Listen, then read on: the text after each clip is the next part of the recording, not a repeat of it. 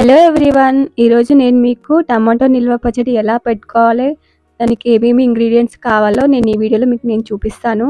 చాలా క్లియర్గా చూపిస్తాను. ఫస్ట్ టైం ఎవరైనా చేసుకునే వాళ్ళు కూడా చాలా ఈజీగా చేసుకోవచ్చు, అంత ఈజీగా ఉంటుంది ఇది. కేజీ టమాటోస్ తీసుకొని సైడ్కి పెట్టుకోవాలి. అయిన తర్వాత వీటిని చిన్న చిన్న ముక్కలుగా కట్ చేసి సైడ్కి పెట్టుకోవాలి. దీంట్లోకి హాఫ్ కప్ చింతపండుని అయితే తీసి పెట్టుకోవాలండి. అయిన తర్వాత ఒక ప్యాన్ తీసుకొని దాంట్లోకి ఆయిల్ వేసుకోవాలి. వేసుకున్న తర్వాతకి మనం అయితే కట్ చేసి పెట్టుకున్న టమాటోస్ ఉంటాయి కదా, ఆ టమాటోలను అయితే వేసుకోవాలి.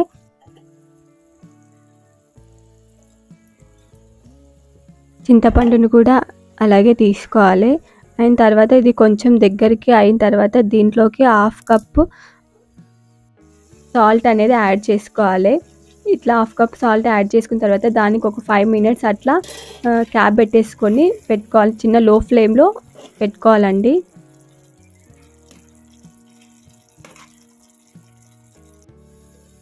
టమాటోస్ ఇలా దగ్గరికి అయిన తర్వాత మనం స్టవ్ ఆఫ్ చేసుకొని సైడ్కి చల్లారే వరకు సైడ్కి పెట్టుకోవాలి. అయిన తర్వాత మనము పోపు కోసం ఇక్కడ ఒక ప్యాన్ తీసుకొని అందులో కొంచెం మినపప్పు, కందిపప్పు అండ్ వెల్లుల్లిపాయలు, కొంచెం జీలకర్ర వేసుకొని బాగా ఇట్లా వేగనివ్వాలండి. అయిన తర్వాత దీంట్లోకి ఆవాలు, ఒట్టిమిరపకాయలు 5-6 తీసుకోవాలి. ఒట్టిమిరపకాయలు అయితే తర్వాత కొంచెం కరివేపాకు తీసుకొని ఇది కూడా చల్లగా అయ్యే వరకు సైడ్కి పెట్టుకోవాలండి.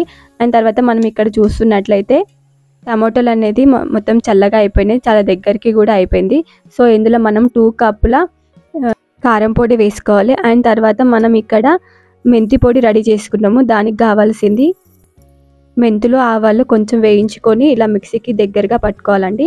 ఇలా మిక్సీ పట్టుకున్న దాన్ని మనము కారం పొడి అయితే వేసుకున్నాం కదా టమాటాలో, అలాగే ఈ పొడి కూడా యాడ్ చేసుకోవాలి. సో అప్పుడే మనకు టేస్ట్ అనేది చాలా మంచిగా ఉంటుంది. దీన్ని మాత్రం మనం చాలా మరీ దగ్గరగా అనుకోవాలండి, అప్పుడే సో మనకి మంచి టేస్ట్ అనేది వస్తుంది. కారం పొడి అనేది, మసాలా పొడి అనేది మొత్తం టమాటాలోకి పట్టేటట్లు ఇట్లా మనం దగ్గరగా అనుకుంటే మనకి మంచి టేస్ట్ అనేది వస్తుందండి. అయిన తర్వాత మనం ఇక్కడ పోపు కోసం అయితే రెడీ చేసి పెట్టుకున్నాం కదా, ఆ పోపును కూడా ఇక్కడ వేసుకోవాలి. సో పోపు అనేది కొంచెం ఎక్కువగా ఉండేటట్లు చూసుకోండి, ఎందుకంటే అది కొంచెం దగ్గరగా మొత్తం అంతా దగ్గరగా అయ్యేలోపు అది కొంచెం తక్కువగా అనిపిస్తుంది. సో కాబట్టి కొంచెం పోపు అనేది ఎక్కువగా ఉంటే కొంచెం టేస్ట్ అనేది ఎక్కువగా ఉంటుంది అని చెప్పుకోవచ్చు. సో ఇంత సింపుల్గా చాలా ఈజీగా ఈ పచ్చడి అనేది మనం చేసుకోవచ్చండి. అండ్ ఇది మనము ఫ్రిడ్జ్లో పెట్టాల్సిన అవసరం లేదండి. 5 days 1 week వరకు మాత్రం అయితే పక్కా ఇది ఉంటుంది.